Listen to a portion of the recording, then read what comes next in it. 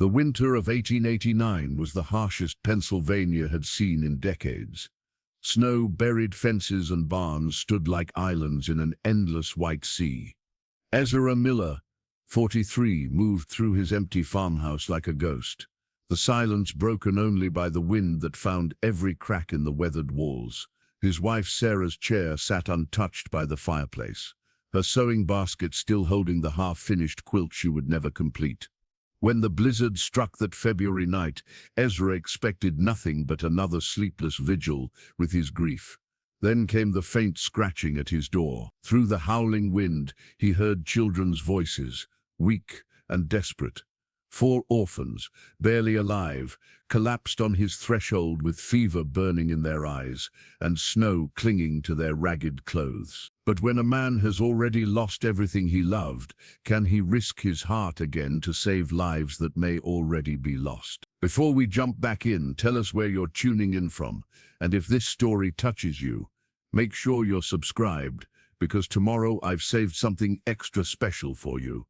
Ezra's hands trembled as he pulled the children inside, their frail bodies lighter than bundled wheat. The eldest, a girl with matted brown hair and eyes that held too much knowledge for her 12 years, whispered through chattering teeth, "Please, sir, we have nowhere else to go." The other 3 children, 2 boys and another girl, huddled against her like frightened rabbits. Their clothes were little more than rags, soaked through with melted snow and torn from their desperate journey. Ezra could see the flush of fever on their pale faces, the way their small chests struggled for each breath. "Sweet mercy," he murmured, gathering blankets from Sarah's cedar chest. The familiar scent of lavender rose from the fabric, and for a moment he could almost feel his wife's presence guiding his hands. He knelt before the eldest girl, noting the protective way she kept the others close. "What are your names, child?" "I'm Mary," she said, her voice barely above a whisper.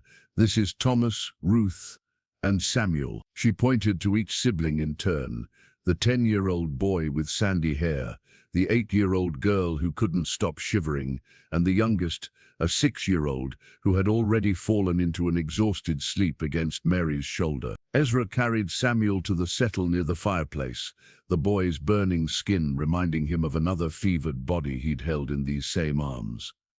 Sarah had felt like this in her final days, hot as a blacksmith's forge, yet shaking with chills that no amount of quilts could warm. "Where did you come from?" he asked Mary as he stoked the fire higher. "Millfield Orphanage," she replied, pulling Ruth closer. "There was a fire.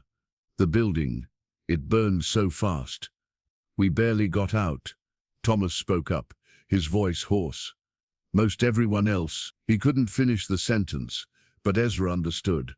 These 4 had survived something terrible, only to face the killing cold of a Pennsylvania winter. Ezra moved to his wife's medicine box, a wooden chest she'd inherited from her mother. Inside lay carefully labeled bottles of herbs and tinctures, willow bark for fever, elderberry syrup for coughs, comfrey salve for wounds. Sarah had been the community's unofficial healer, her gentle hands and patient knowledge saving more lives than the town doctor ever had. He prepared a tea of willow bark and chamomile, adding honey from his own hives. The children drank it gratefully, their shaking gradually subsiding as warmth crept back into their small bodies. "How long have you been walking?" Ezra asked, examining their frost-bitten fingers and toes. "3 days, Mary said. "Maybe 4. We lost track when the snow got heavy." 3 days. These children had walked through a blizzard for 3 days, with nothing but the clothes on their backs and whatever scraps of food they could find. The youngest couldn't have survived much longer. As he tended their wounds with Sarah's salves, Ezra found himself remembering his wife's voice. "God puts people in our path for a reason. Ezra, sometimes we're meant to help, and sometimes we're meant to learn. Often it's both." But the Amish way was clear about such matters. An unmarried man didn't take in children, especially English children from outside the community. The Ordnan, The unwritten rules that governed every aspect of Amish life was specific about family structures and community responsibilities. Yet as he watched little Samuel sleep peacefully for the first time in days, as he saw Mary's eyes flutter closed with relief, as Thomas and Ruth finally stopped shivering, Ezra felt something stir in his chest that had been dormant since Sarah's death. Purpose, the feeling that his actions mattered to someone other than himself. By morning, he would have to make a decision. The storm would pass, and with it would come the obligation to contact the authorities, to find proper placement for these children. The bishop would expect nothing less. But tonight, in the warm circle of firelight, with 4 rescued souls breathing steadily in his keeping, Ezra allowed himself to imagine what Sarah would have done. She would have fed them, healed them, loved them without question or hesitation. Outside, the wind howled like a living thing, but inside, for the first time in months, Ezra's house felt like a home. The pounding on Ezra's door came with the dawn, sharp and insistent against the oak planks. Through the frosted window he could see the familiar black coat and wide-brimmed hat of Elder Jacob Yuda, the community's most respected deacon after Bishop Byler himself. Ezra glanced toward the fireplace, where the 4 children still slept, huddled together under Sarah's quilts, like a litter of exhausted puppies. Mary's eyes opened at the sound, instantly alert with the awareness of a child who had learned that unexpected visitors rarely brought good news. "Stay quiet," Ezra whispered, then moved to answer the door.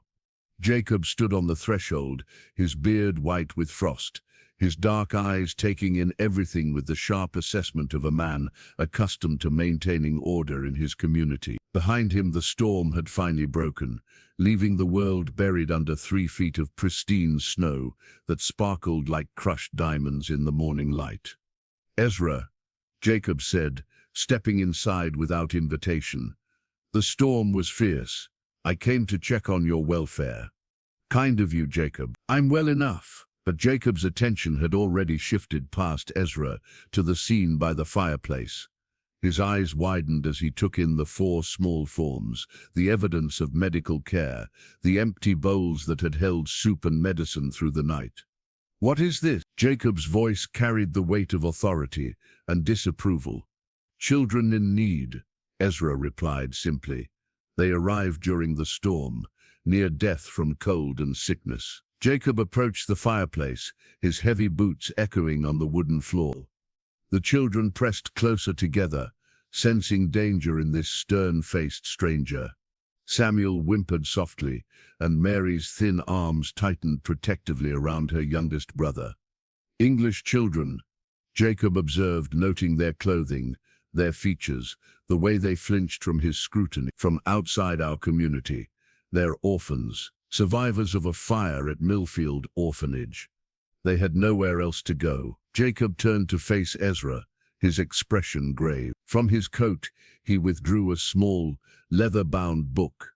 The Ordnung, the collection of rules and traditions that governed every aspect of Amish life. Though unwritten law, it was as binding as any legal document, passed down through generations of faithful believers. "You know what this says about unmarried men and children," Jacob said, his finger tracing the worn leather cover. "A man without a wife cannot provide proper guidance for young ones. The temptation to worldliness, the lack of feminine wisdom, these things matter." "Ezra, they were dying, Jacob. Would you have me leave them in the snow?" "I would have you follow the path of righteousness as defined by our forefathers." Jacob's voice remained calm, but steel underlay his words. "There are proper authorities for such situations. The English have their own institutions for caring for their orphaned children."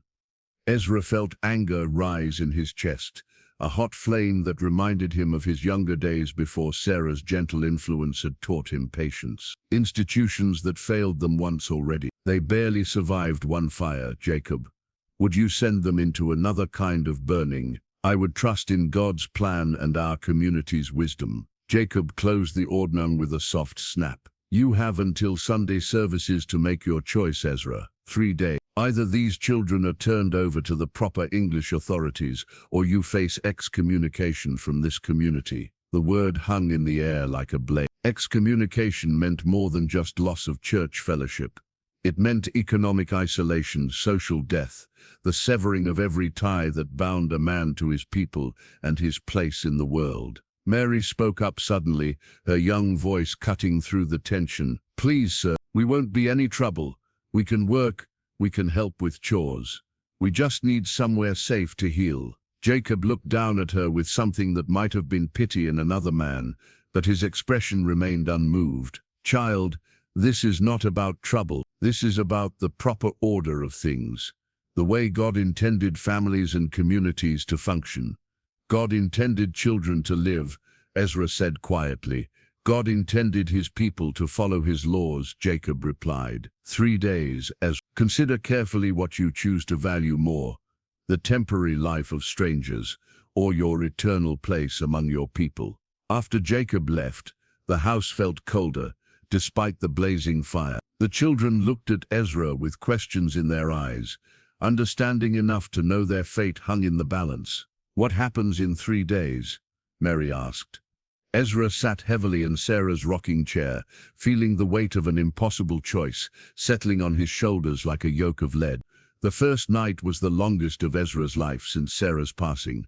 Every few minutes, one of the children would cry out in fevered delirium, and he would rise from his chair by the fire to check temperatures, adjust blankets, or offer sips of willow bark tea from Sarah's delicate china cups. Ruth was the worst. The 8-year-old's fever spiked near midnight, her small body convulsing with chills, despite the pile of quilts Ezra had wrapped around her. He found himself doing what Sarah had done during her own illness, placing cool cloths on burning foreheads, whispering prayers and fighting the helpless rage that came with watching suffering he couldn't fully heal. From Sarah's medicine box, he retrieved the small vial of feverfew tincture she had prepared the autumn before her death. His hands shook as he measured the precious drops into a spoon, remembering how she had shown him the exact dosage, making him repeat it back to her. For children, half what you'd give an adult, her voice echoed in his memory. And watch their breathing. If it becomes labored, add 3 drops of lobelia, no more. Ruth's breathing was indeed becoming shallow and rapid. Ezra added the lobelia, then held the child upright against his chest, feeling her heart race like a trapped bird. Mary watched from her place beside Thomas, her own fever making her eyes bright with worry. Will she be all right? Mary whispered. God willing, Ezra replied, but uncertainty gnawed at him. Sarah would have known what else to do. Sarah would have had the confidence born of years treating sick children in their community. As the hours passed, the children began to talk. Perhaps it was the fever, or perhaps it was the strange comfort of being cared for after so much fear and cold, but their stories emerged in fragments between doses of medicine and sips of broth. Mary spoke of the night at the orphanage, how she had awakened to the smell of smoke and the sound of screaming. The fire started in the kitchen, she said, her voice hollow with memory. By the time anyone noticed, it had spread to the stairs.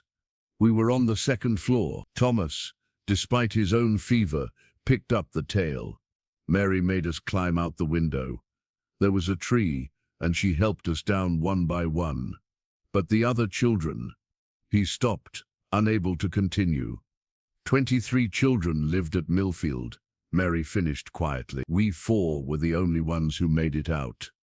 Ezra felt his throat tighten. These children carried a burden no young soul should bear, the weight of being survivors when others had perished. No wonder they clung to each other with such fierce devotion. Samuel, the youngest, had been mostly silent since their arrival, but as his fever broke near dawn, he spoke for the first time.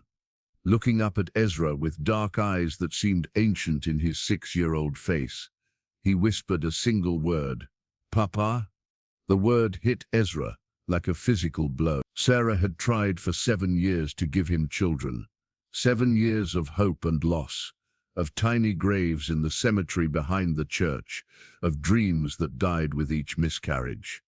Sarah's final wish had been that he would somehow find a way to fill the emptiness their childlessness had created. "I'm not your papa, little one," Ezra said gently, but Samuel had already fallen back into an exhausted sleep, his small hand clutching Ezra's finger with surprising strength. Mary watched this exchange with eyes that missed nothing. "He doesn't remember our real father," she explained. "Samuel was only 2 when our parents died of the consumption. The orphanage was all he knew before the fire." As morning light began to filter through the frost-covered windows, Ezra surveyed his temporary charges. Ruth's fever had finally broken, leaving her weak but breathing easier. Thomas was sitting up, asking for water. Mary remained watchful but seemed stronger than the night before. They had survived their first night in his care, but Ezra knew the real test was yet to come. In 2 days, he would have to choose between keeping these children and losing everything he had known for 43 years, or watching them disappear into a system that had already failed them once. Sarah's medicine box sat open beside him, its compartments nearly empty after one night's desperate use. Like his heart, it had been closed and untouched for months, preserving memories instead of creating new purpose. Now both had been opened by necessity, and Ezra wondered if either could ever be sealed again. The sound of the community bell echoed across the snow-covered valley, its bronze voice calling the faithful to an emergency gathering. Ezra knew the sound well, 3 long peals followed by 2 short ones, the signal that had summoned his people to collective decision-making for over a century. He stood at his kitchen window, watching dark figures emerge from farmhouses, scattered across the white landscape, all moving toward the Byler barn, where such meetings were held. The children pressed against his sides, sensing the gravity of the moment, even if they couldn't understand its implications. "Are they meeting about us?" Mary asked, her voice small but direct. Ezra nodded, unable to soften the truth. "They are." An hour later, Noah Stoltzfus arrived at Ezra's door, his young face flushed from the cold ride. As the community's messenger, Noah often carried news between households, but today his usual cheerful demeanor was replaced by solemn duty. "Bishop Byler requests your presence at the gathering," Noah said formally. "The matter of the English children must be decided, and if I refuse to come..." Noah's eyes darted toward the children, then back to Ezra. "The decision will be made without your voice, but not without consequence for your choice." The barn was warm with the heat of 40-some bodies and filled with the familiar sense of hay and livestock. Ezra had attended hundreds of such gatherings over his lifetime, but never as the subject of community judgment. He took his customary place among the married men, acutely aware of the empty space where Sarah once sat among the women. Bishop Moses Byler stood at the center of the gathering, his white beard and austere black clothing marking him as the spiritual authority over their district. At 72, he had guided their community through difficult decisions for over 3 decades, his word carrying the weight of divine interpretation. "We gather today to address a matter that challenges our established ways," the bishop began, his voice carrying easily through the barn. "Brother Ezra has taken English orphan children into his home, contrary to our understanding of proper family structure." Murmurs rippled through the assembled community. Ezra saw a mixture of expressions, some sympathetic, others stern with disapproval. Anna Stoltzfus, Noah's mother, caught his eye and nodded slightly, while Deacon Yoida's wife looked away entirely. Elder Jacob Yoida rose to speak. "The ordnung is clear about unmarried men and children. Without a wife's guidance, how can a man provide proper Christian instruction? How can he protect young minds from worldly influence?" "The children were dying," spoke Abraham Lapp, a farmer Ezra's age, whose own children had grown and married. "Surely compassion outweighs protocol in such circumstances." "Compassion that violates God's established order is not compassion at all," replied Daniel Hostetter, one of the younger ministers. "It is pride disguised as virtue." Bishop Byler raised his hand for silence. "Brother Ezra, you will speak for yourself." Explain your actions and your intentions. Ezra stood slowly, feeling the weight of 40 pairs of eyes upon him. These people had been his community since birth. They had celebrated his marriage to Sarah, mourned with him at her funeral, helped him through the darkest months of his grief. Now they sat in judgment of his soul. "I found 4 children dying in the snow," he said simply. They had walked for days after surviving a fire that killed 23 other orphans. "I could not leave them to perish." "No one suggests you should have left them to die," Bishop Byler replied, "but neither should you have kept them beyond the immediate emergency. There are proper authorities, proper institutions. The institution that housed them burned down," Ezra said, his voice growing stronger. "They barely escaped with their lives. Would you send them back to the same system that failed to protect them once?" Sarah's cousin, Rebecca Miller, spoke from among the women. "What of the children's spiritual welfare? How will they learn our ways, our faith, without a mother to guide them?" "Perhaps," said old Joseph Zook, the eldest member of their community, "we should ask what Sarah would have wanted. She had a gift with children, a heart for the motherless and forgotten." The mention of Sarah's name sent a ripple of memory through the gathering. Many of these people owed their children's health, perhaps their lives, to Sarah's healing touch during epidemics and difficult births. Bishop Byler's expression remained impassive. "Sarah's wishes, though we honor her memory, cannot override divine law. The question before us is simple. Will this community permit Brother Ezra to continue harboring these children, knowing it violates our understanding of proper family order?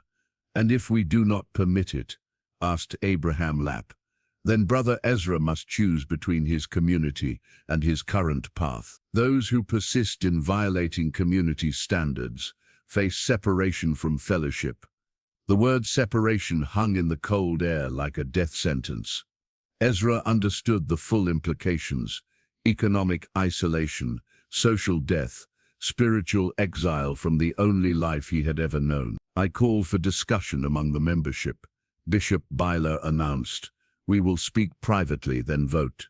That evening, Ezra sat alone in his bedroom, Sarah's wedding ring rolling between his fingers like a prayer bead. The simple gold band had grown loose on her finger during her final illness, and he had slipped it off her hand just hours after her last breath, unable to bear the thought of it disappearing into the grave with her. The children were finally sleeping peacefully downstairs, their fevers broken and their small bodies beginning to recover from their ordeal.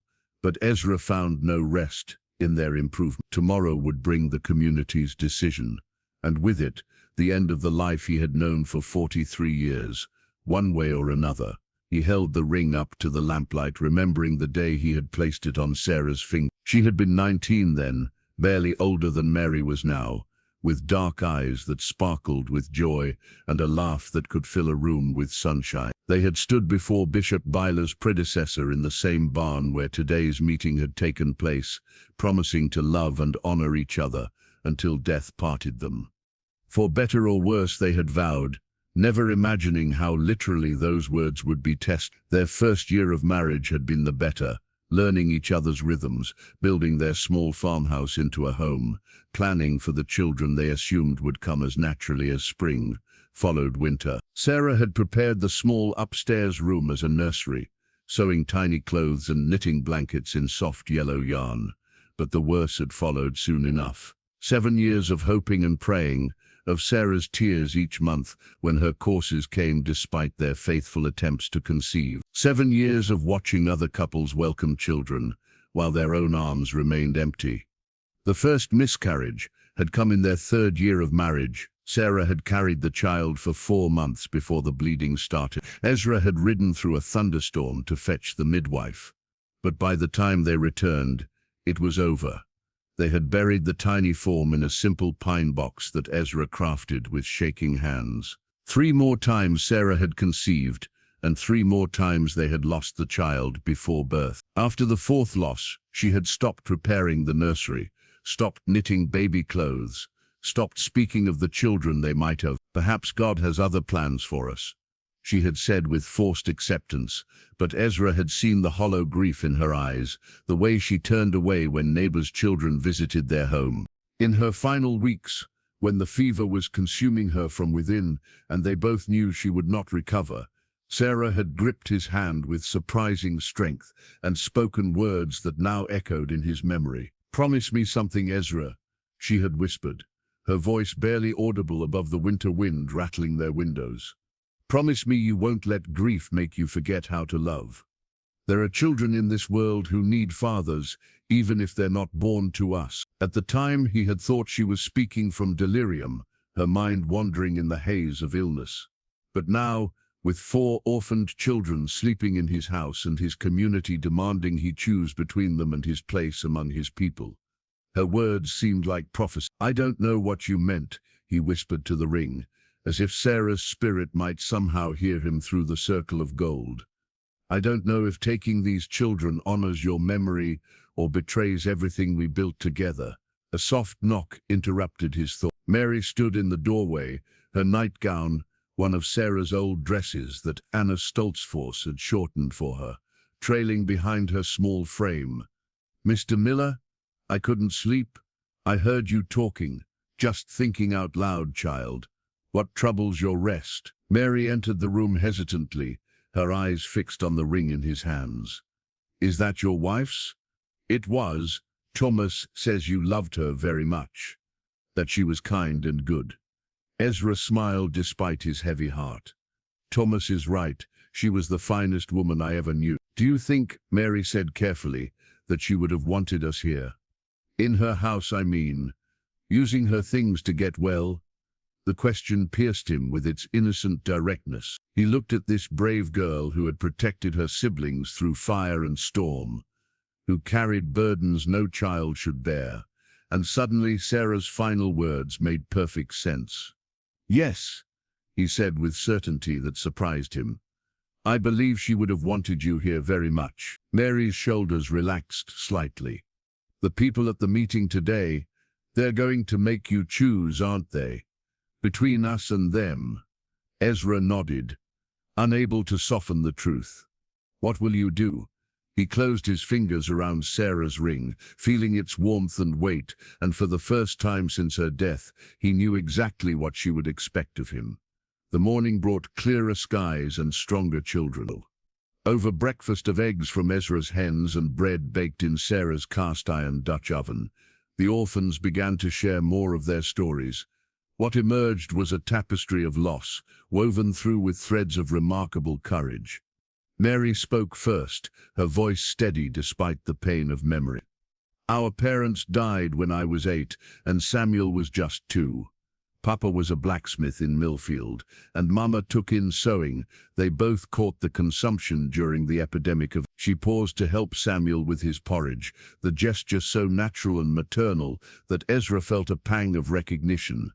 Sarah had moved the same way around other people's children, with an instinctive grace that spoke of unfulfilled longing. "We had no relatives willing to take all 4 of us," Mary continued. "The orphanage said they would keep us together, that we were lucky to have a place at all." Thomas picked up the story, his 10-year-old voice carrying a weight beyond his years. "At first it wasn't so bad. We had beds and regular meals, and Mary could read to us every night. But then Mr. Grimsby became the director." The children's faces darkened at the mention of the name. Ruth, who had been quietly drawing pictures on a scrap of paper with a piece of charcoal, looked up with fear flickering in her eyes. "He was a hard man," Mary said carefully. "He believed that children should be seen and not heard, that idle hands were the devil's workshop. We worked from dawn to dusk, laundry, cooking, cleaning, mending. And the punishments," Thomas added bitterly.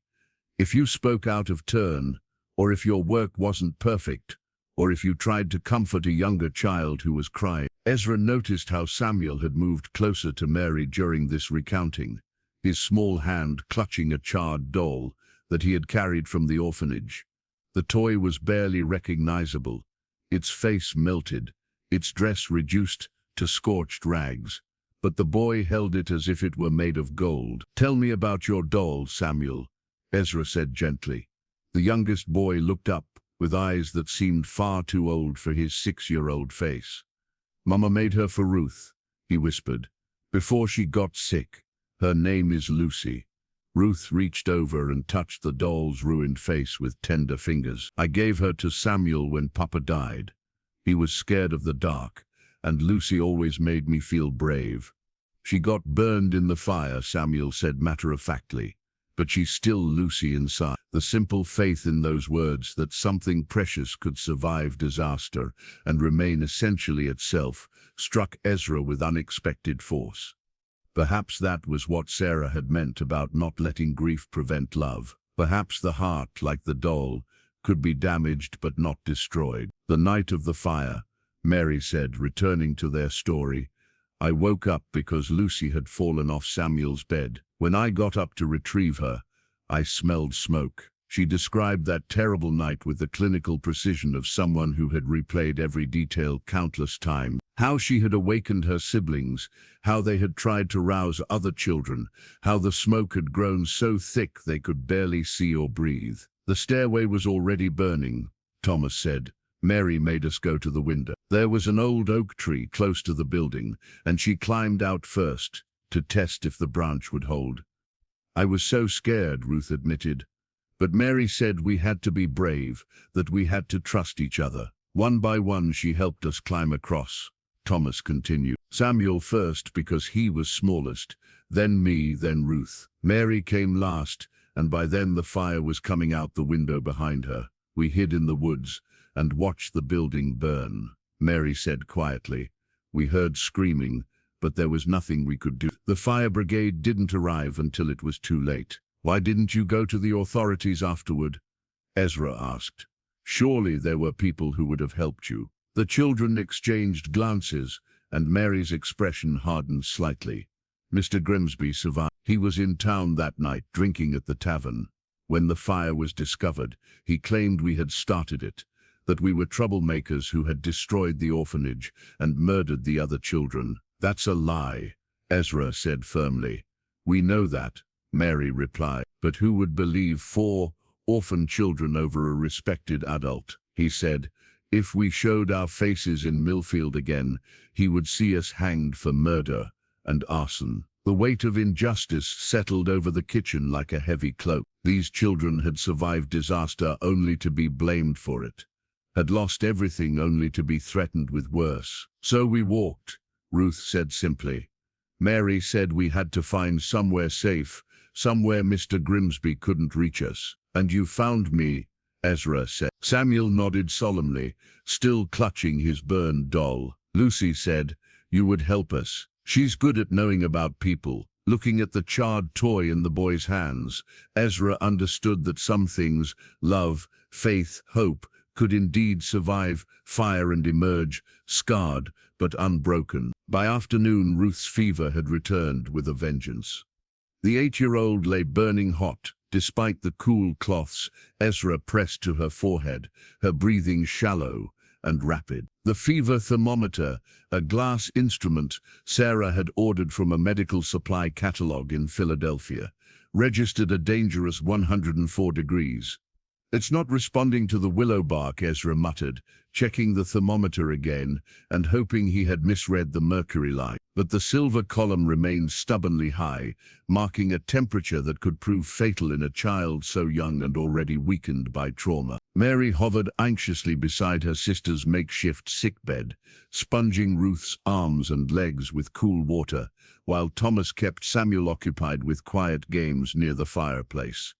The oldest girl's face was pale with worry, but her hands remained steady as she helped with the nurse. "She was getting better," Mary said, more to herself than to Ezra.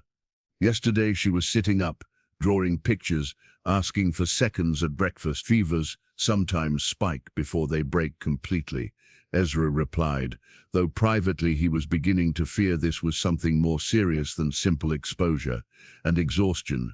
Ruth's breathing had developed a rattling quality that reminded him too vividly of Sarah's final days. He consulted Sarah's medical journal, a leather-bound notebook, where she had recorded symptoms and treatments for every illness she had encountered. Her careful handwriting filled page after page with observations about fevers, respiratory ailments, and childhood diseases. On page 43, he found what he was looking for. Pneumonia in children, Sarah had written, begins as simple fever, but progresses to difficulty breathing. Listen for rattling in chest.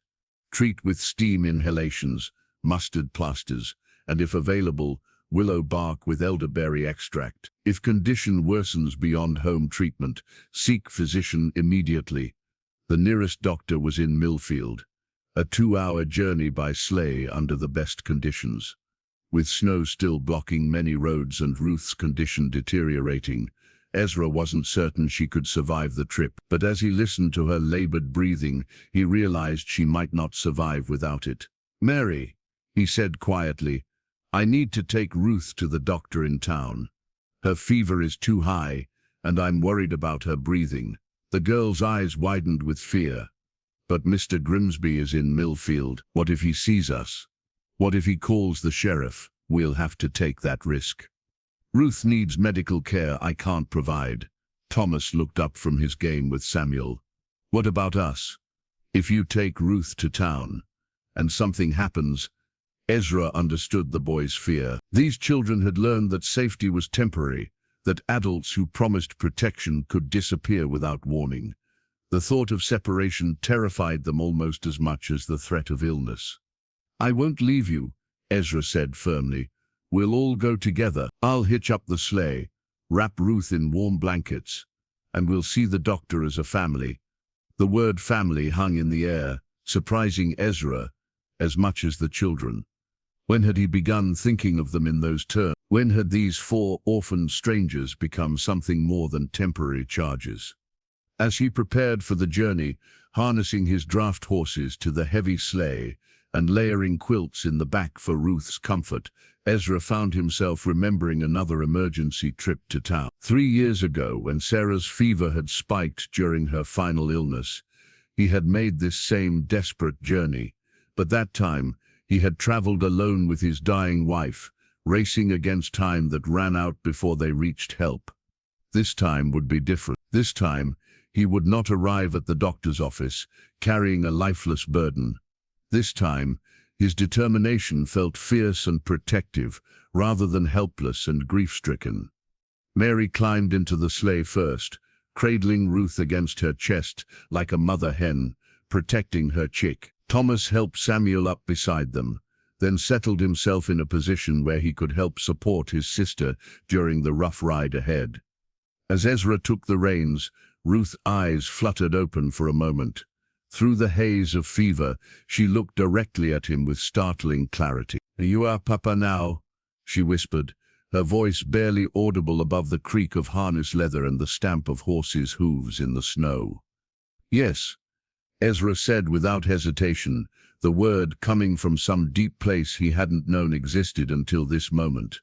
"Yes, I am." The thermometer lay forgotten on the kitchen table as they drove away, its mercury column still registering danger. But in the sleigh, wrapped in quilts and surrounded by the fierce protectiveness of newfound family, Ruth's breathing seemed to ease slightly, as if love itself might prove the strongest medicine of all. When Ezra returned from Millfield with Ruth sleeping peacefully in his arms, her fever finally broken thanks to the doctor's medicines, he found an unexpected scene at his farmhouse. Anna Stoltzfer stood at his kitchen stove, stirring a pot of chicken soup, while her teenage daughter Hannah sat at the table reading to Thomas and Samuel from a children's book. On the kitchen counter sat a large wicker basket covered with a blue checkered cloth, the kind the Amish women used for carrying food to families in need. "Anna," Ezra said quietly, not wanting to wake Ruth.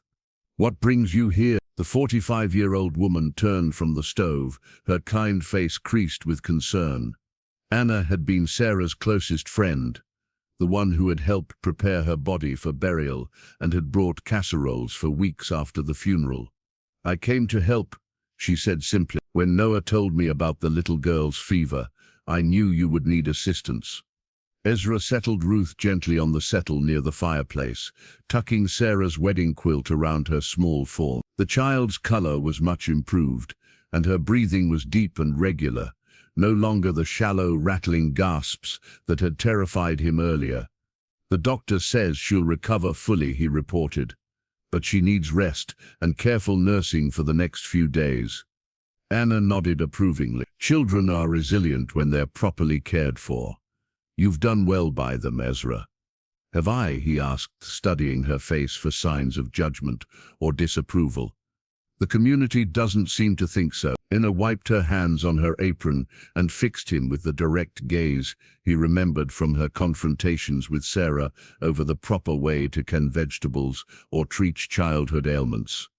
"The community is afraid," she said bluntly. "Change frightens people, especially change that challenges what they think they understand about God's will." She lifted the cloth from the basket, revealing fresh bread, preserves, medicine bottles, and several small parcels wrapped in brown paper. "But fear doesn't make them right, and it doesn't make you wrong." Ezra stared at the supplies. "Anna, if Bishop Byler learns you've been helping me—" "Let me worry about the bishop," she replied firmly. "My husband Jonas agrees with your choice. So do the Lapps, the Esches, and several other families. We've been discussing the situation among ourselves." Hannah looked up from her reading, her 16-year-old face bright with enthusiasm. "Mama says sometimes the church needs to remember that love is more important than rules." "Hannah," Anna warned, but without real reproach. "Though she's not wrong," she added quietly to Ezra. Thomas had been listening to this exchange with the intense attention of a child who understood that adult conversations often determined his fate. "Does this mean we can stay?" he asked. Anna knelt beside the boy, taking his hands in hers. "It means that good people are working to make sure you have a home where you're wanted and loved." "But what about the vote?" Mary asked, joining the conversation from her place beside Ruth. "Mr. Miller said the community would decide whether we could stay." Anna's expression grew more serious. "The vote will happen, but Ezra won't stand alone when it does." Over the next hour, as Anna and Hannah helped with evening chores and the preparation of a nourishing supper, Ezra learned about the quiet network of support that had formed around his situation. Families who had initially remained silent were now speaking privately about the value of compassion over rigid rule-following. Rebecca Miller, Sarah's cousin, she reminded everyone at the quilting circle about how Sarah used to take in stray children during harvest season. Anna explained as she ladled soup into bowls. English children, whose parents were working the fields and had nowhere else to leave them. "Nobody questioned that then." "That was different," Ezra protested. "Those children went home at the end of each day." "Was it so different?" Anna asked. "Sarah saw children in need and opened her heart." "That's exactly what you've done." As the evening progressed, other visitors arrived. Abraham Lapp brought fresh milk and eggs.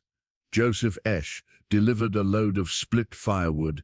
Each visitor made some excuse for their presence, checking on Ezra's livestock, borrowing a tool, returning something long forgotten, but each also left behind some small offering of support. The hidden food basket on Ezra's counter grew heavier throughout the evening, filled with tokens of a community that was quietly choosing love over law, even if they couldn't yet say so publicly. When the last visitor had departed and the children were settled for the night, Ezra sat alone in his kitchen, overwhelmed by the realization that he was not as isolated as he had believed. Sarah's influence lived on in the hearts of people who remembered her kindness, her willingness to bend rules in service of human need. The basket sat before him like a promise that even in a community bound by tradition, compassion could find a way to flourish in the spaces between rigid expectations and human reality. The sheriff arrived at dawn, his badge glinting in the pale winter sunlight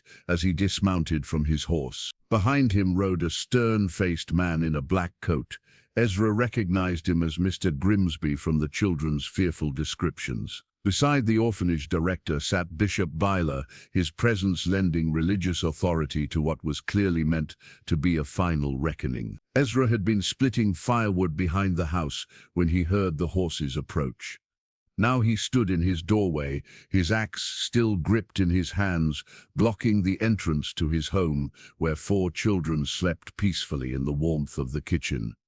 "Mr. Miller," Sheriff Henderson said formally, his breath clouding in the cold air. "I have a court order for the removal of 4 minor children currently in your custody." The sheriff was a fair man. Ezra knew, someone who tried to uphold the law while maintaining the respect of both the English and Amish communities. But the tightness around his eyes suggested he didn't entirely approve of his current duty. Mr. Grimsby dismounted with the confidence of a man accustomed to having his authority unquestioned. He was thinner than Ezra had expected, with pale eyes that seemed to catalogue every detail for future use against those who crossed him. "These children are fugitives," Grimsby announced without preamble. "They destroyed property, caused the deaths of 23 innocents, and fled from lawful custody. They belong in a proper institution where they can be held accountable for their crimes." "They're children who survived a tragedy," Ezra replied calmly, though his knuckles were white where he gripped the axe handle. "The only crime here is blaming victims for circumstances beyond their control." Bishop Byler spoke for the first time, his voice carrying the weight of spiritual authority.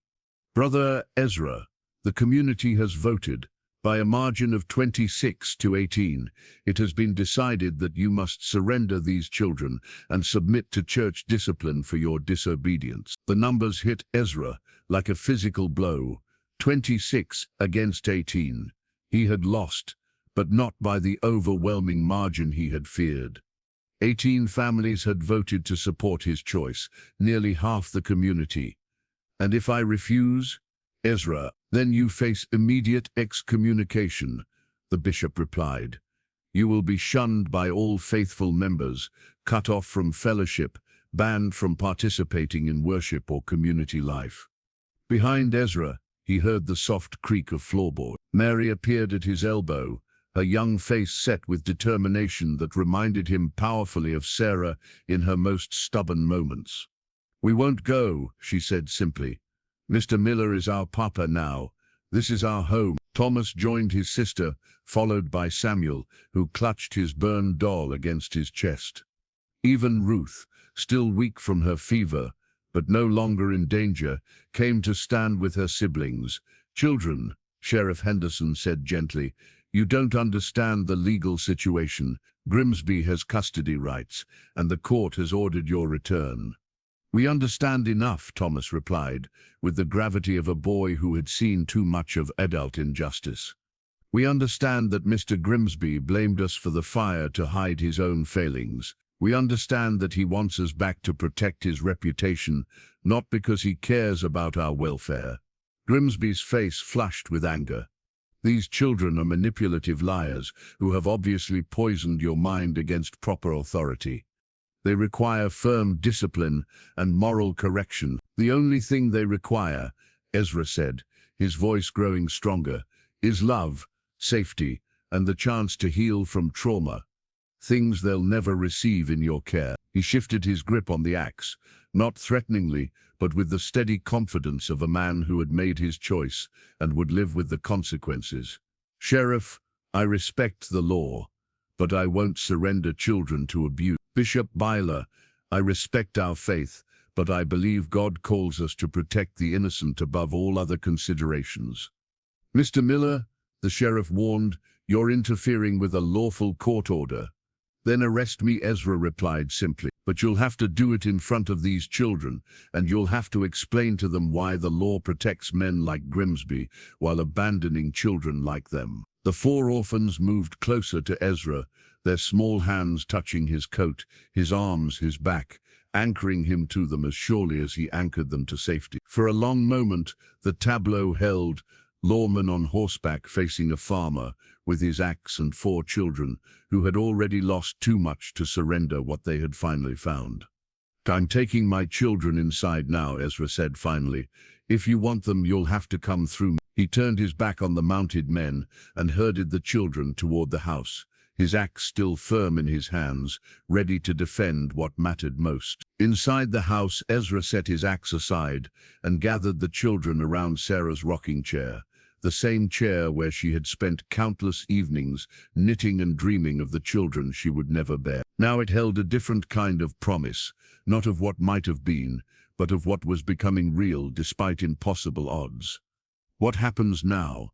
Mary asked, her voice steady despite the fear in her eyes.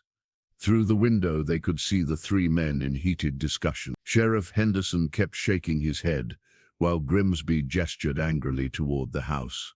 Bishop Byler sat silent on his horse, his face unreadable beneath his black hat. "Now we wait," Ezra said, pulling Samuel onto his lap, while the other children pressed close. "And we remember that being a family means standing together, no matter what comes." Ruth leaned against the chair's worn arm, still weak from her recent fever, but determined to be part of whatever was happening. "Will they really arrest you for keeping us?" "Perhaps," Ezra admitted, "but sometimes a man has to choose between what's legal and what's right. Your safety matters more to me than my freedom." The sound of approaching horses made them all tense, but when Ezra looked out, he saw a sight that made his heart lift. Anna Stoltzfus was riding up the lane, followed by her husband Jonas and their sons. Behind them came Abraham Lapp with his family, then the Esches, the Zooks, and nearly a dozen other Amish families.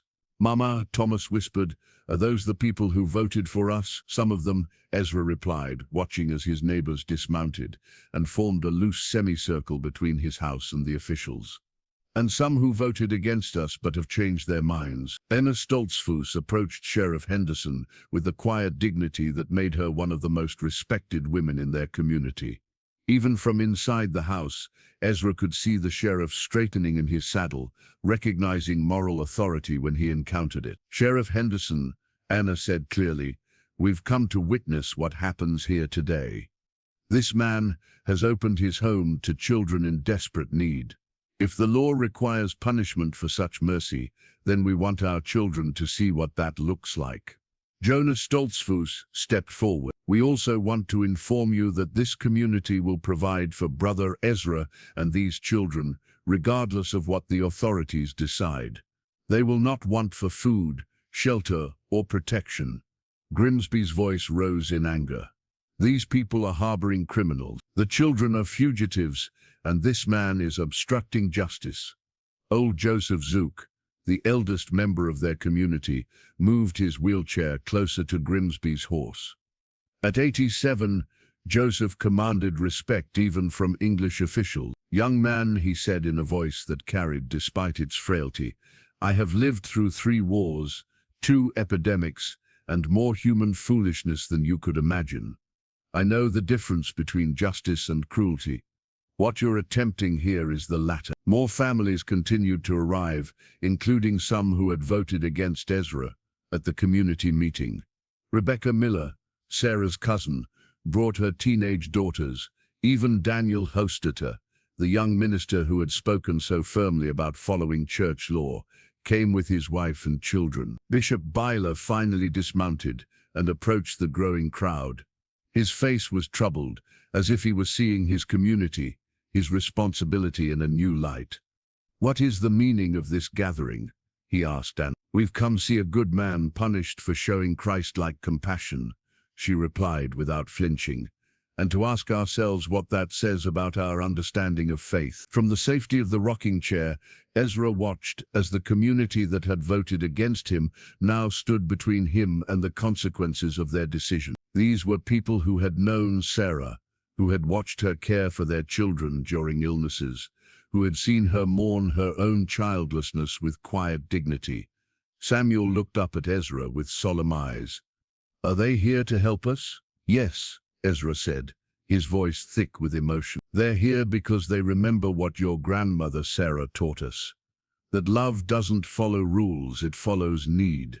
The rocking chair creaked gently as Ezra held the children close, watching through the window as his community wrestled with the choice between law and love. In this chair, Sarah had rocked other people's babies when their mothers were sick. She had mended clothes for children whose families had little.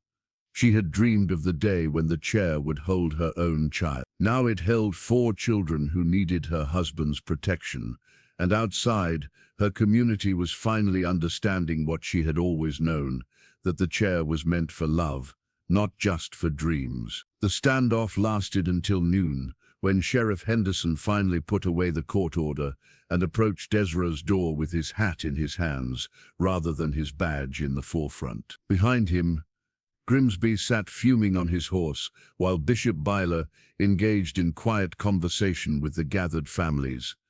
"Mr. Miller," the sheriff called through the door, "might I have a word?" Ezra emerged onto his porch, the children close behind him. In his hand he carried the wooden cross that Sarah had carved during her final illness, a simple thing she had made during long nights when pain kept her from sleeping. It had been her way of keeping her hands busy and her mind focused on faith, rather than suffering. "Sheriff," Ezra acknowledged, noting how the man's eyes took in the children's obvious attachment to him, their clean clothes, their healthy color despite recent hardships. "I've been thinking about this situation," Henderson said carefully, "and I've been listening to your neighbor. Seems to me that these children are better cared for here than they might be elsewhere." "They are my children now," Ezra said simply, his thumb running over the smooth wood of Sarah's cross. "In every way that matters. Problem is, that's not how the law sees it. Mr. Grimsby, there has legal custody, and the court order is valid." Mary stepped forward, her young voice clear in the cold air. "Sheriff Henderson, may I ask you something?" The lawman nodded, his expression softening as he looked down at the 12-year-old girl. "Do you have children of your own?" "I do. 2 daughters, about your age. If something happened to you and your wife, would you want your daughters sent to live with someone who blamed them for terrible things they didn't do? Someone who punished them for being scared and sad?" Henderson's jaw tightened slightly. "No, child, I wouldn't." "Then please don't send us back to Mr. Grimsby. Mr. Miller loves us. He takes care of us when we're sick. He reads to us at night and teaches us how to care for animals and plants. He makes us feel safe." Thomas joined his sister. "Before we came here, I had nightmares every night about the fire. But Mr. Miller sits with me when I wake up scared, and he tells me stories about his wife Sarah and how brave she was." Ruth, still weak but determined, added her voice. "Mr. Miller says Sarah would have loved us, that she's watching over us now. I can feel her sometimes. In the house, in the garden she planted." Samuel, clutching his burned doll, looked up at the sheriff with enormous eyes. "Papa promised Lucy we'd be safe here. Papa doesn't break promises." Sheriff Henderson looked from the children to Ezra, then to the crowd of Amish families who had come to bear witness. His decision seemed to war with itself across his weathered features. "Mr. Grimsby," he called finally, "a word if you please." The orphanage director dismounted reluctantly, his pale eyes never leaving the children who had defied his authority. As he approached, Samuel instinctively moved behind Ezra's legs, while Mary positioned herself protectively in front of Ruth. "These children seem healthy and well cared for," Henderson observed. "They're manipulative and dangerous," Grimsby replied curtly. "They've obviously convinced this man to harbor them with lies and false appeals to his emotions." "Is that so?" Henderson studied Grimsby carefully. "Then you won't mind if I ask them some questions about their time in your care." Grimsby's face paled slightly. "I hardly think the fantasies of troubled children are relevant to legal proceedings." But Henderson was already kneeling down to Mary's level. "Child, tell me about life at the orphanage. What were your daily routines?" As Mary began to describe the harsh conditions, the inadequate food, the punishments for minor infractions, Grimsby's protests grew more strident. When she mentioned the older boys who had been hired out to work in dangerous conditions or the girls forced to take in laundry from the local taverns, the sheriff's expression grew increasingly grim. "That's enough," Grimsby said. "These are the lies of ungrateful children who don't understand proper discipline." Henderson stood slowly, his hand resting on the wooden cross. Ezra still held. "Mr. Grimsby, I'm going to need to see your facilities records. All of them. And I'll be speaking with other children in your care. You have no authority. I have plenty of authority when it comes to investigating potential child endangerment. Henderson cut him off. And I'm beginning to think these children might be safer right where they are, while that investigation proceeds. As Grimsby mounted his horse in angry defeat, promising legal challenges and appeals to higher authorities, Ezra felt the wooden cross warm beneath his fingers. Sarah had carved it during her darkest hours, shaping it as an anchor for her faith when everything else seemed uncertain. Now it felt like a promise fulfilled, that love could indeed triumph over law when justice demanded it. That evening, after the crowds had dispersed and the children were finally asleep, Ezra sat alone in his kitchen, with Sarah's old family Bible open before him. The leather binding was worn smooth from generations of handling, its pages yellowed with age and marked with the careful annotations of his wife's neat handwriting. He had been searching for guidance, flipping through familiar passages that had once brought comfort, but now seemed to offer only questions. The children were safe for now, but the confrontation with authority had shaken something loose in his understanding of faith and duty. "What would you have me do?" he whispered to the empty room, his finger tracing the words Sarah had underlined in red ink. "The bishop says I'm defying God's order.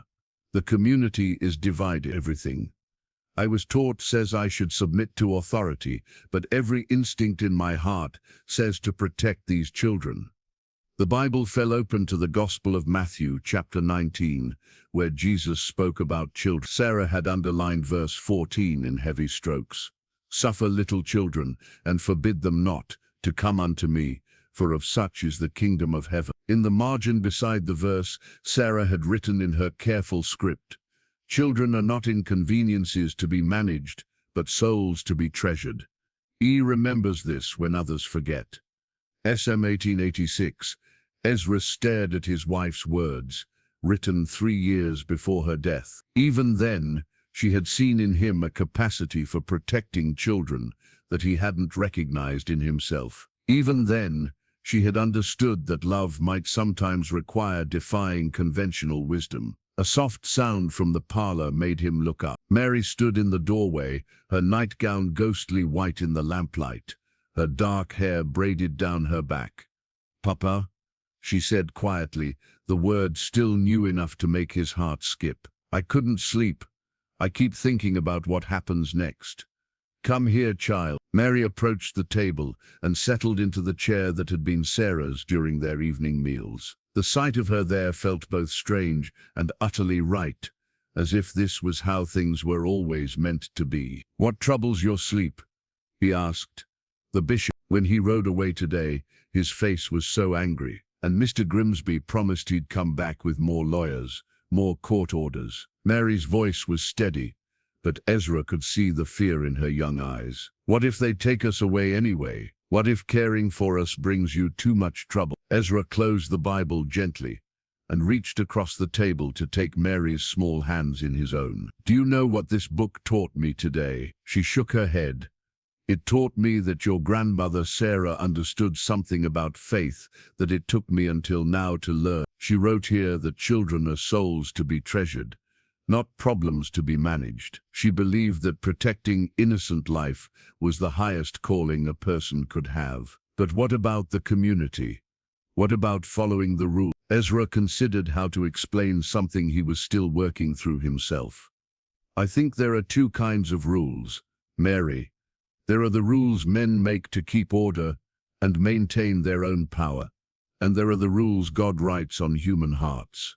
Rules about love, mercy, and protecting those who cannot protect themselves. Which rules are more important? When they conflict, I believe we must follow our heart. That's what conscience is, God's voice speaking through our deepest understanding of right and wrong." Mary nodded slowly, her serious young face processing this weighty theology. "Thomas asked me something tonight. He wanted to know if we were a real family now, or just people living together until something better comes along." "What did you tell him?" "I told him I didn't know.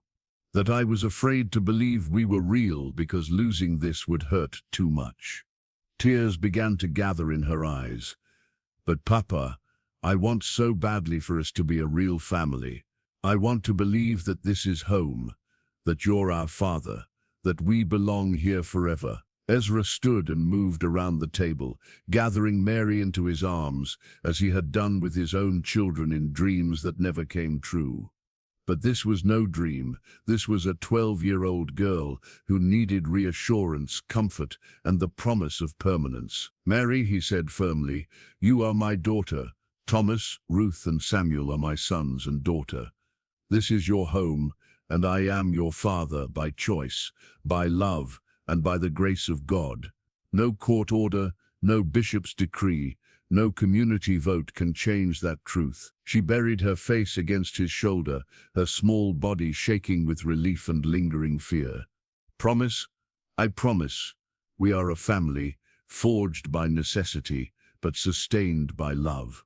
Nothing will separate us." Above them, Sarah's Bible lay open to her, underlined words about treasuring children, its pages a testament to faith that transcended rules and embraced the radical love that transformed strangers into family. March arrived with the tentative warmth that promised winter's end, and with it came the time for spring planting. Ezra stood in his barn, sorting through packets of seeds he had saved from the previous year's harvest, while the children gathered around him with the eager anticipation of those discovering new wonders. The seed collection represented years of careful selection, beans that produced abundantly in Pennsylvania soil, corn varieties that could withstand late frosts, tomatoes that ripened despite cool summers. Each packet was labeled in Sarah's precise handwriting, with notes about planting depth, spacing, and companion crops.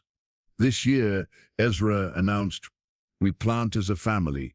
Each of you will have your own section of garden to tend, and together we'll grow enough food to see us through another winter." Thomas examined a packet of pole beans with scientific curiosity. "How do you know which seeds to save? How do you know they'll grow true?" "Your grandmother Sarah taught me that," Ezra replied, showing the boy how to identify the best specimens from each harvest. "You select seeds from the strongest plants, the ones that survived drought and storm and still produced abundantly. Over time, you develop varieties perfectly suited to your particular piece of earth." Mary held up a packet of flower seeds, cosmos and zinnias, that Sarah had loved for their cheerful colors and ability to attract beneficial insects. "May I plant some of these near the house, to make it pretty like grandmother Sarah would have wanted?" The casual way Mary referred to Sarah as grandmother made Ezra's heart swell. In the 3 months since the children's arrival, they had begun weaving Sarah's memory into their understanding of family, claiming her as their own despite never having met her. "Sarah would love that," Ezra said. "She always said a garden without flowers was like a song without melody." Ruth, still prone to quiet contemplation, studied a packet of herbs with unusual intensity. "These are the same plants you used to make me better when I was sick. Some of them, yeah. Chamomile for calming, mint for digestion, lavender for sleep. Your grandmother believed in growing our own medicines whenever possible." Samuel, now fully recovered and growing sturdier each day, clutched a packet of pumpkin seeds with determination. "I want to grow pumpkins big enough to make pies like the ones Thomas told me about." "Then you shall," Ezra promised. "But first, we need to prepare the soil." They spent the morning turning over the garden beds, adding compost that had been aging since the previous fall. The work was physical and grounding, requiring cooperation as they worked the heavy soil and picked out stones and weeds. As they labored, neighbors began stopping by at first to offer advice about soil preparation, but gradually their visits became social calls that acknowledged the children's place in the community. Anna Stoltzfors brought seedlings she had started in her kitchen window. Abraham Lapp contributed advice about protecting young plants from late frost. Most surprisingly, Rebecca Miller arrived with her own contribution to their garden, a small apple tree in a burlap-wrapped root ball. "This is from Sarah's favorite tree," she explained to the children as Ezra dug a hole in the corner of the garden. "The one behind our house that she grafted herself when you two were first married," she said to Ezra. "I thought it belonged here, with her family." The apple tree was small but sturdy, its branches already showing the tight buds that would become spring blossoms. As they planted it together, Ezra felt Sarah's presence in the ritual, her hands guiding theirs as they settled the roots in rich earth and watered it with care. "Will it grow apples this year?" Samuel asked, his 6-year-old impatience showing. "Perhaps a few," Rebecca smiled. "But trees, like children, need time to establish strong roots before they can bear their best fruit." As afternoon faded into evening, the family stood together surveying their planted seeds and transplanted seedlings. The garden looked bare now, just rows of dark earth marked with small stakes and labels. But Ezra could see it as it would become, green with growing plants, busy with beneficial insects, abundant with food and flowers. "Next spring," Mary said thoughtfully, "some of these seeds will have grown into plants that make their own seeds, and we can save those and plant them again." "Exactly," Ezra nodded. "That's how gardens teach us about continuity, about how each season builds on the last one." Thomas looked up from where he was carefully watering his bean row.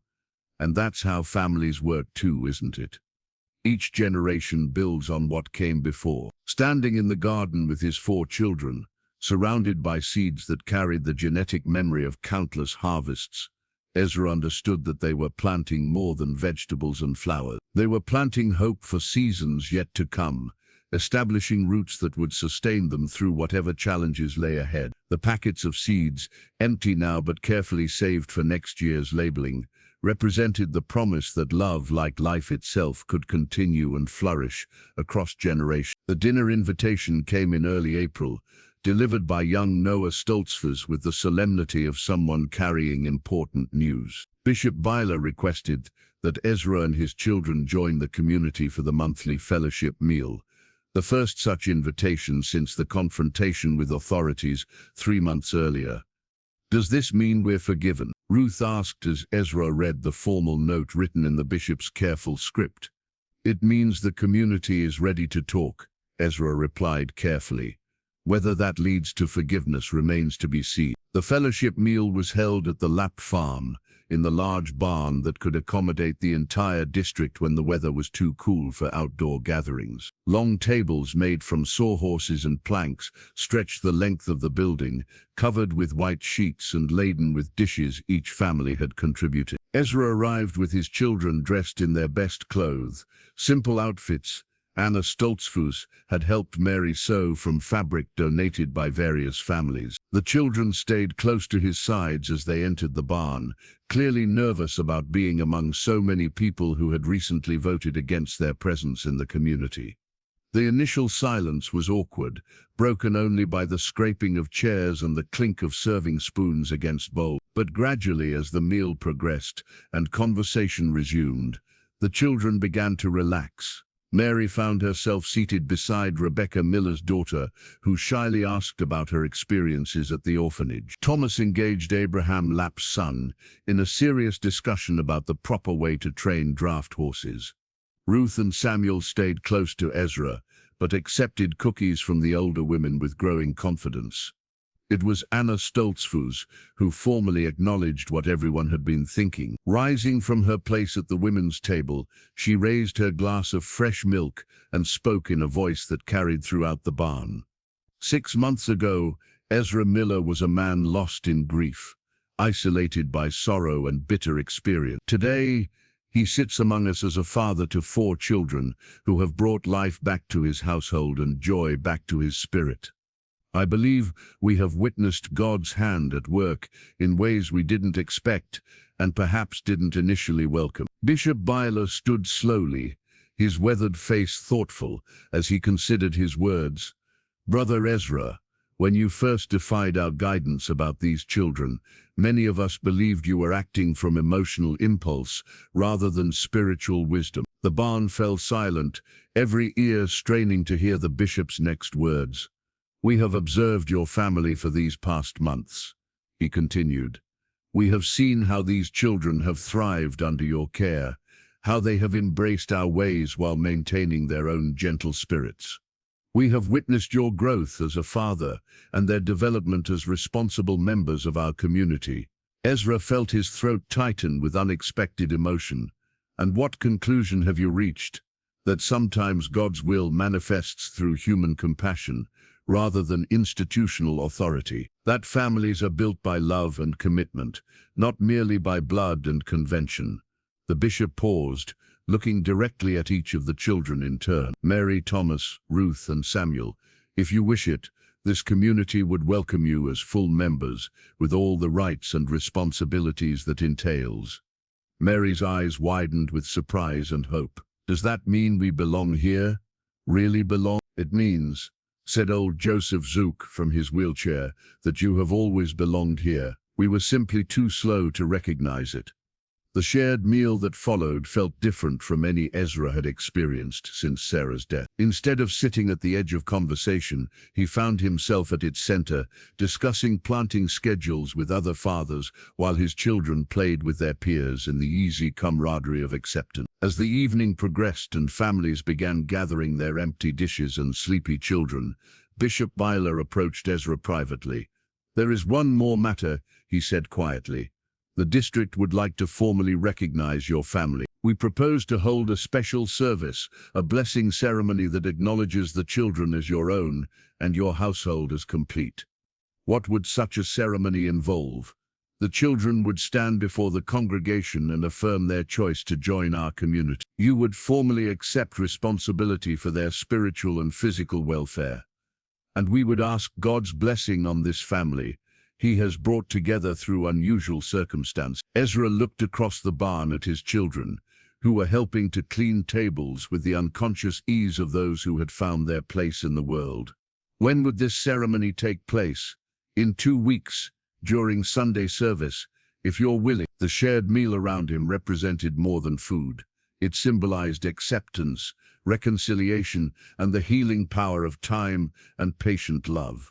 What had begun as defiance had become demonstration, proof that families could be formed by choice as surely as by birth. We would be honored, Ezra said. The blessing ceremony took place on a bright Sunday morning in late April, with spring flowers blooming in the churchyard and the air filled with the promise of new beginnings. The community gathered in the meeting house, but today felt different from the somber assemblies of winter. There was anticipation in the air, a sense of witnessing something historic and healing. Ezra had commissioned a family photograph the day before, something unusual in their plain community, but which Bishop Miller had approved as appropriate for the occasion. The photographer, brought from Millfield, had arranged them on the front porch of their farmhouse, with Sarah's garden visible in the background. The photograph, Ezra stood behind the children with his hands resting on Mary and Thomas's shoulders, while Ruth and Samuel sat on Sarah's old rocking chair that they had brought outside for the portrait. The image captured not just their faces, but something intangible, the contentment of people who had found where they belonged. Today, Bishop Miller announced to the assembled congregation, "We witness God's mysterious ways of building families and healing community. This ceremony is not traditional, but then neither are the circumstances that brought us here." The children stood before the community in their finest clothes, looking nervous but determined. Mary wore a blue dress that Anna Stoltzfoss had helped her sew, while the boys were dressed in simple black suits with white shirts. Ruth clutched a small bouquet of wildflowers she had picked that morning. "Mary Miller," the bishop said formally, using their new surname for the first time, "do you choose to join this community and accept Ezra Miller as your father?" "I do," Mary replied clearly, her young voice carrying throughout the silent meeting house. "He saved us when we had nowhere else to go. He loved us when we were strangers. He is our father in every way that matters." One by one, each child affirmed their choice. Thomas spoke about learning to farm and care for animals. Ruth mentioned the safety she felt in their home. Samuel simply said, "Papa loves us," which brought tears to more than one pair of eyes in the congregation. When it was Ezra's turn, he found himself struggling with unexpected emotion. "I accept these children as my own," he said, his voice thick with feeling. "Not because duty requires it, but because love demands it. They have brought life back to a house that had forgotten joy. They have taught me that family is not about blood, but about choice and commitment. and daily acts of care. The ceremony continued with prayers and blessings, but the most moving moment came when Anna Stoltzfus presented the family with a gift from the community, a new quilt made by the women's circle. Each square had been sewn by a different family, creating a patchwork of colors and patterns that represented the diverse unity of their district. This quilt, Anna explained, tells the story of our community. Each piece is different, but together they create something beautiful and warm. Your family has added new squares to our pattern, and we are richer for it. After the service, as families gathered for the traditional meal, Ezra found himself surrounded by neighbors who had once viewed his actions with suspicion. Now they offered congratulations, advice about raising children, and invitations for the children to play with their own young ones. The photograph sat on a table near the food, where community members could examine it and comment on how natural the family looked together. Several families requested copies, wanting to remember this day when their community chose love over law. "You know," old Joseph Zook said to Ezra as they watched the children play with their new friends, "this whole situation has taught us something important about faith. We spend so much time worrying about following rules correctly that we sometimes forget the purpose behind them, which is to create conditions where love can flourish.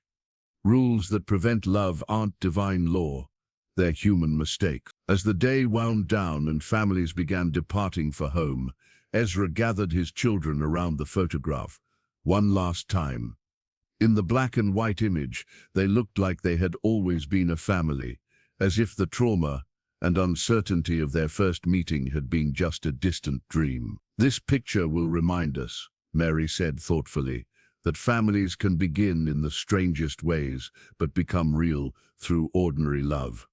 That evening, they hung the photograph in their parlor, next to a picture of Ezra and Sarah on their wedding day. The two images seemed to tell a complete story of love found, love lost, and love renewed in unexpected forms. The family photograph would serve as proof that healing was possible, that communities could change their minds, and that the most profound transformations often began with simple acts of human compassion. 2 years had passed since that desperate February night when 4 dying children had collapsed at Ezra's door. Now, in the golden light of September harvest time, the farmhouse bustled with the controlled chaos of a family preparing for winter, a family that had grown not just in love, but in prosperity and reputation. The bountiful harvest basket that sat on the kitchen table told the story of their success. Tomatoes red as rubies, beans thick as fingers, squash that required 2 hands to lift, and corn so sweet the children ate it raw from the stalk. The garden that had once been Ezra and Sarah's private sanctuary had become a demonstration of what love and patience could cultivate. "Papa," Mary called from the pantry where she was organizing preserves, "Miss Henderson from town wants to know if we can spare any of our Cherokee purple tomato seeds. She says hers never taste as good as ours."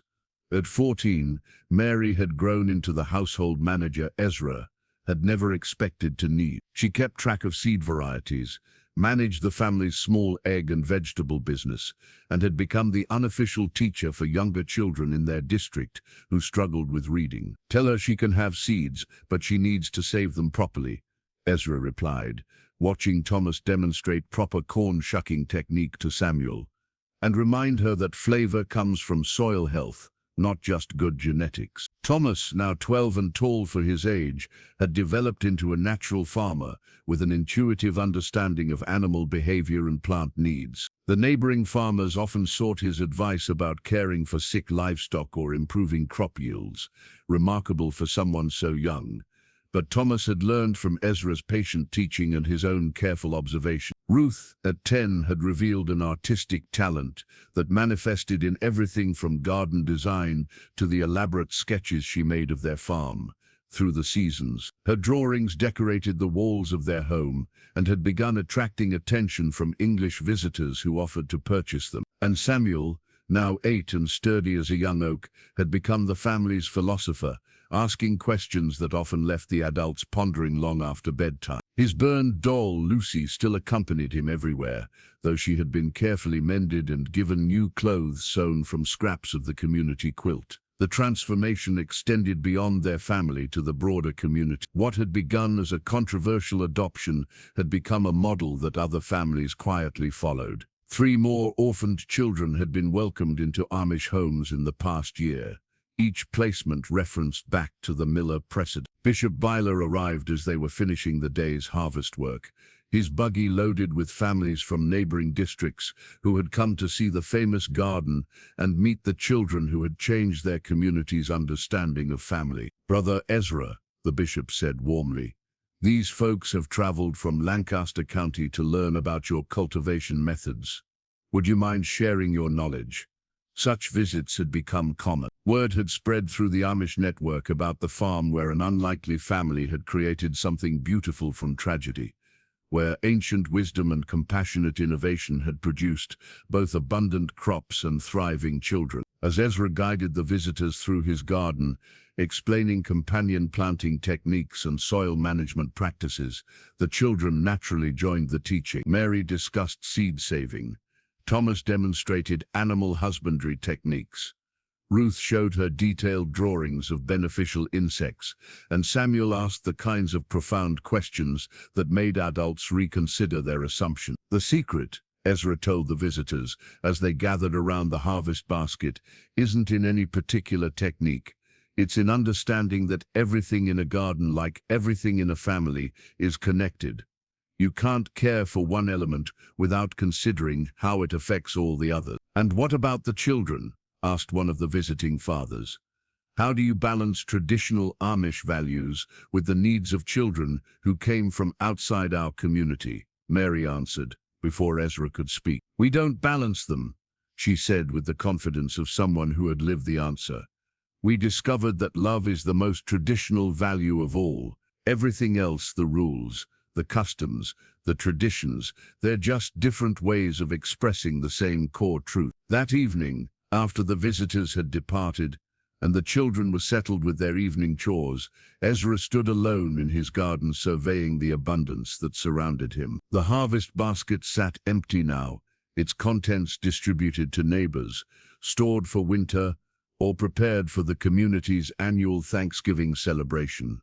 2 years ago, he had been a man defined by loss, isolated by grief, and rigid adherence to rules that provided structure but not meaning. Now he was a father, a teacher, a man whose unconventional choices had created ripples of change throughout his community.